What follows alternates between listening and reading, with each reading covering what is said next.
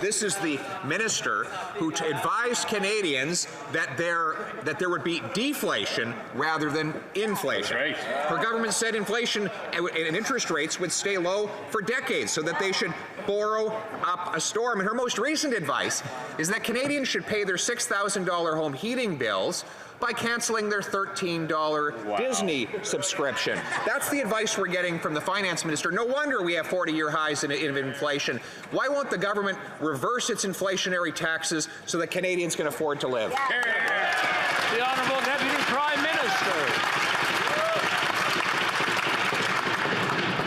Mr. Speaker, the Conservative leader lives in a 19-room government mansion, rent and mortgage-free.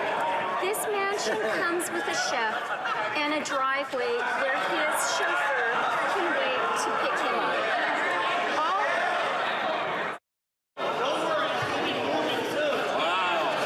Wow. Rosedale Elite. Order.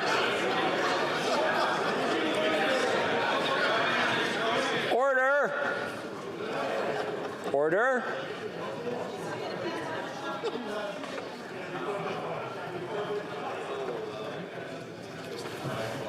The Honourable Deputy Prime Minister from the top, please. From the top. Mr. Speaker, the Conservative leader lives in a 19-room government mansion, rent and mortgage-free. The mansion comes with a chef and a driveway where his chauffeur can wait to pick him up. Now, all of these privileges are a recognition of the essential role of the official opposition. But with this privilege comes responsibility.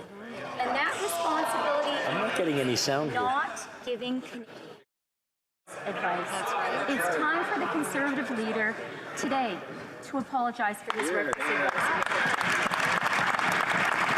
It's our priority, Mr. Speaker, the Honourable Leader of the Opposition. Why didn't they do anything for 7 months? We just found out yesterday from the Deputy Minister of Health that the government knew in April that there was a shortage of children's pain medication.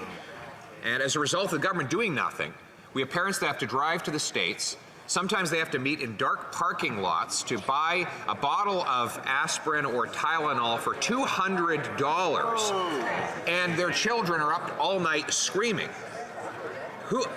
Here's the question. On what date did members of the cabinet become aware that this shortage was in place and that our children were suffering? The Honourable Deputy Prime Minister.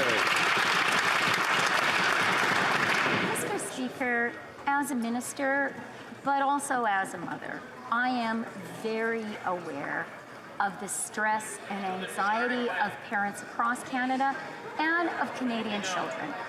That's why I was glad that my colleague, the Minister of Health, on Monday announced that Health Canada has secured foreign supply of children's medication, which will be available for sale in the coming weeks.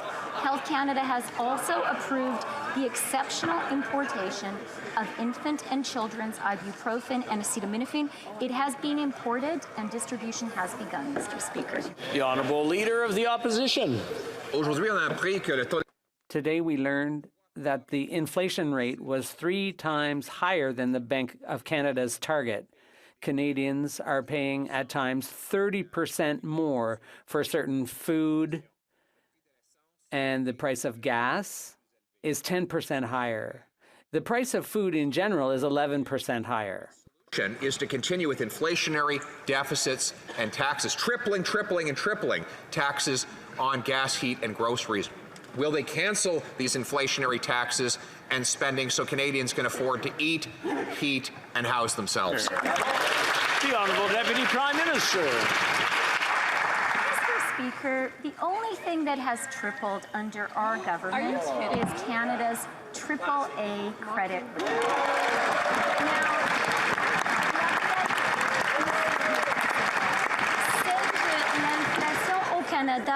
inflation in Canada has gone down and has become relatively stable for the past 4 months, and that's good news. But we do understand that Canadians are still struggling, and that is why we have acted responsibly and in a caring fashion fiscally. So she tells Canadians that they've never had it so good. Wow. She's out of touch and Canadians are out of money. One of the reasons is the rising cost of fuel. Home heating bills are up 77% in Newfoundland and Labrador. Similar increases across the Atlantic, and Northern Ontario will get hit hard because of oil heating. And yet the government wants to triple the carbon tax to punish people further. This after the tax failed to reduce emissions or hit targets to fight climate change. Instead of hitting Canadians with more punishing taxes, why don't they give Canadians relief so they can keep the heat on? The Honourable Deputy Prime Minister. Mr. Speaker, you know who is broke in Canada today? Anyone who actually listened to the Conservative leader in the spring and followed his advice and invested in crypto. Canadians who did that would have lost at least 65% of their life savings. Many of them would be completely wiped out. It's time for the Conservative leader to take responsibility, to renounce this reckless advice, and to apologize to the Canadians. The Honourable Leader of the Opposition. Vice